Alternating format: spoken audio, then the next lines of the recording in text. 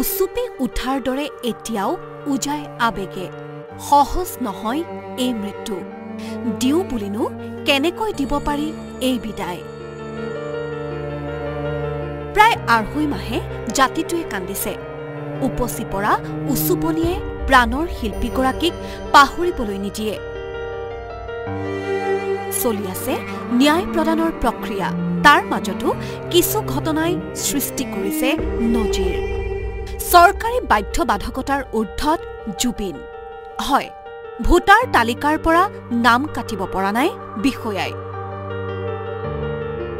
নাম কটাৰ বিপৰীতে সংশ্লিষ্ট বিষয়াই লিখিছে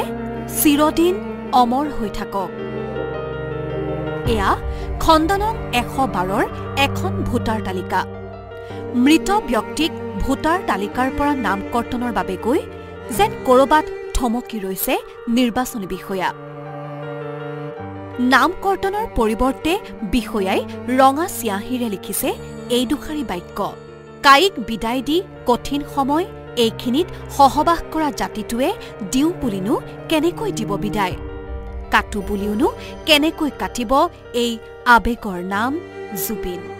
ইমান আন্তৰিকতাৰ পিছত কেনেকৈ থিৰে থাকে পত্নী আৰু ভগ্নী সামাজিক মাধ্যম যোগে এনেকৈ ধন্যবাদ জনালে নিৰ্বাচনী বিষয়াগৰাকীক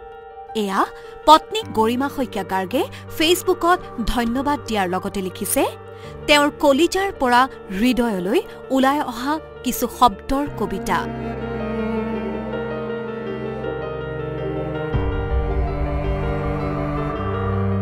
সময়ে যেন পৰীক্ষা লৈছে অস্থিৰ সময়ত সহবাস কৰিবলৈ শিকাইছে পৰিয়ালক